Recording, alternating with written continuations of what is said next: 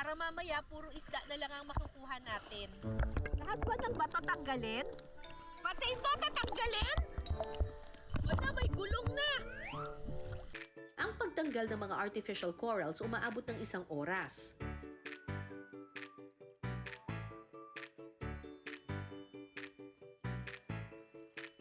So natanggal na nila lahat ng mga obstruction, yung mga gulong, yung mga bato, tsaka yung mga tuyom doon sa loob ng butas. Ang ginagawa na ngayon ay pinapaliit na yung lambat para hihilahin natin siya sa mas mababaw. Hopefully, maraming makuhang isda doon sa lambat. Tignan natin kung may nahuli tayo. May planggana! Oh, butete! May nahuli tayong butete. Puffer fish. Oh, ang butete. Aray! Aray! Aray! Kinagat ako ng puffer fish.